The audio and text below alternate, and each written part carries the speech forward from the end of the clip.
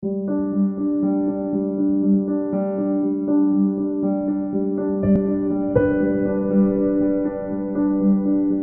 voilà, ça c'est l'auberge jeunesse Love Garden.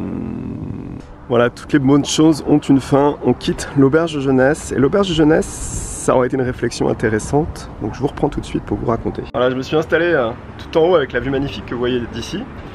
Et l'auberge de jeunesse, ici, ça aurait été un moment intéressant parce qu'on est en hauteur. Et finalement, il y a eu...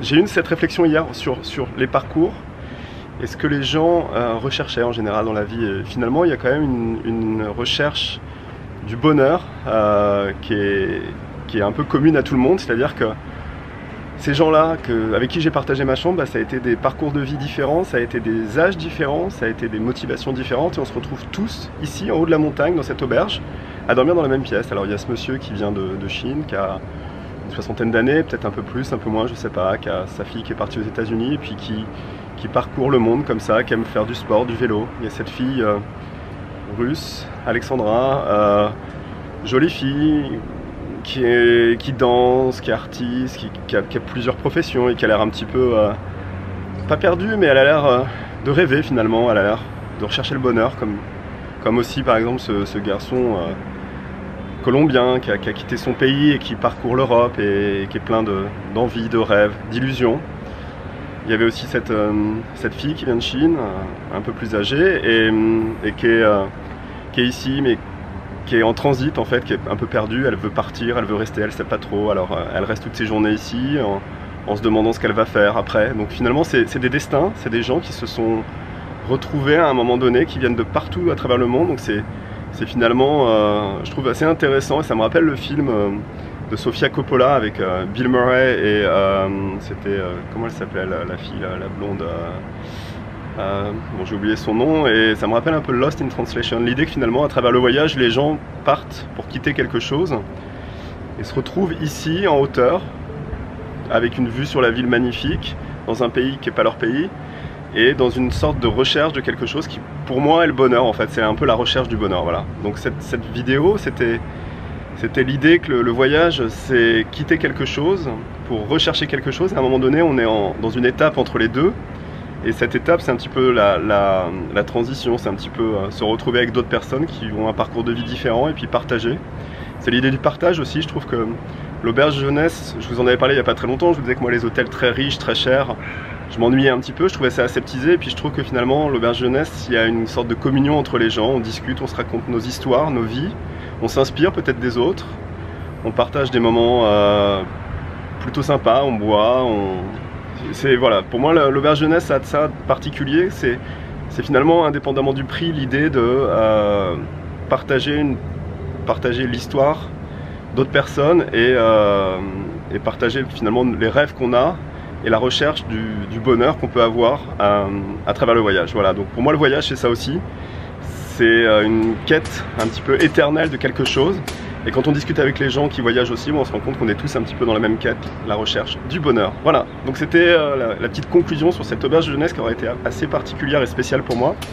Et je voulais la partager avec vous sur cette magnifique vue donc, de Budva, ici. Budva, donc c'est au Monténégro, c'est au bord de mer. Et là, donc c'est retour Kotor, parce que finalement, je reprends la citation d'Antoine de Maximi, quand rien n'est prévu, tout est possible. Et bien je retourne à Kotor, il fait un soleil de plomb. Et moi je vous dis à très vite, on continue l'aventure sur la chaîne de Benji Around the World. Voilà, je vous montre la chambre pour illustrer un peu mes propos. Donc ça c'était là où je dormais, là c'était la jeune fille chinoise, là on avait la jeune fille russe, là on avait le monsieur chinois, et là il y avait la Colombie. Et voilà, donc c'était la chambre pour quelques jours de nuit. Ça c'est une des chambres qui est louée 25 € la nuit. En haut on a un lit pour dormir et on a quelques placards. Tiens, je vais vous montrer où on est ici. Budva, ici. Et là maintenant on est parti pour Kotor. Et donc dans cette chambre là on a un balcon avec une vue magnifique sur Budva. Regardez à l'arnaque quand même. J'ai fait porter ma valise cabine par Ricardo en lui faisant croire que c'était plus simple pour lui de porter son sac dessus.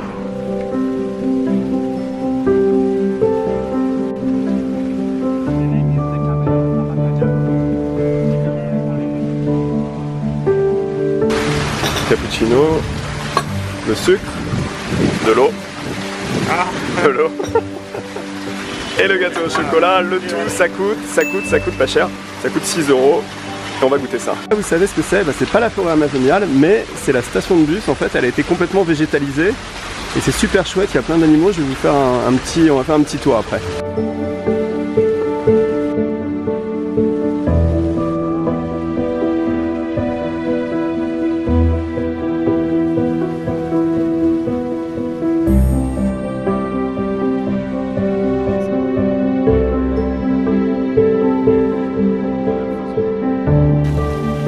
Bientôt à prendre le bus et je vais vous raconter encore la petite histoire de ma valise cabine, la fameuse valise cabine. Et je voulais vous montrer quand je le mets en soute, la valise.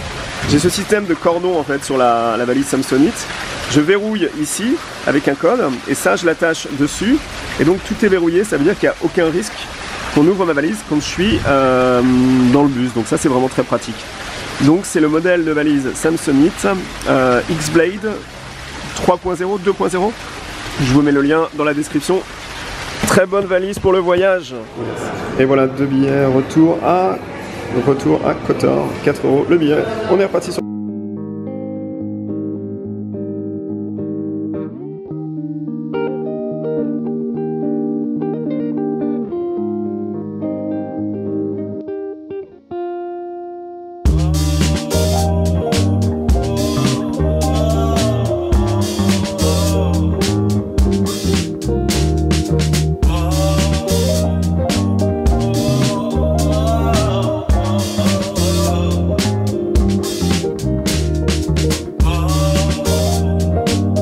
C'est Kotor. Là-bas, on a la baie de Kotor. Et là, on est parti pour faire du vélo sur la route.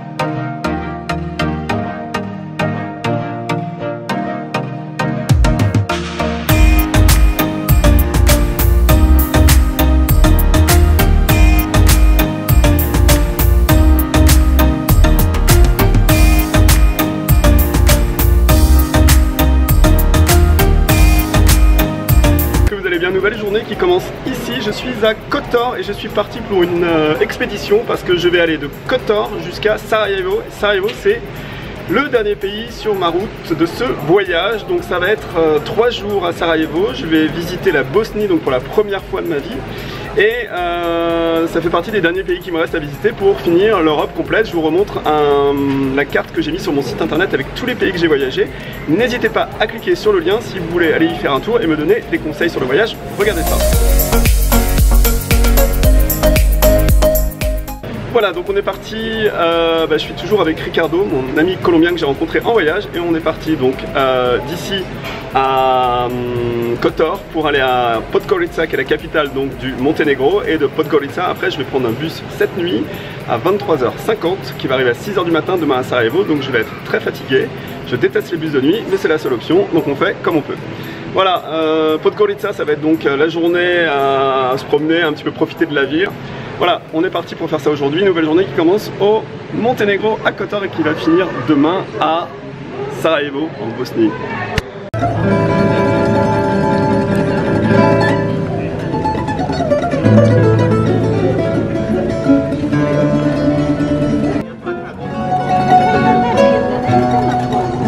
Es el agua de los cisnes.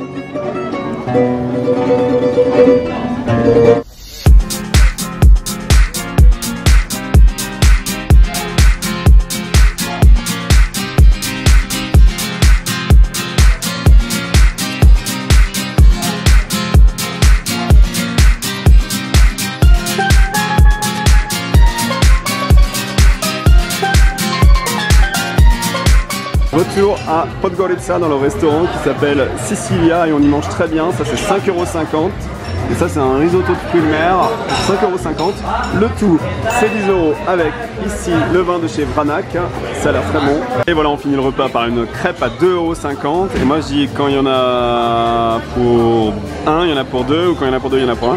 Si vous avez suivi mes aventures, je suis donc à Podgorica en train de me faire masser dans un siège de massage. 1 € 5 minutes, ça fait du bien. Et je suis en train d'attendre le bus qui va m'amener à Sarajevo demain à 6 h du matin, donc ça va être bus de nuit, c'est pas ce que je préfère mais j'avais pas le choix, c'est la seule option pour arriver à Sarajevo.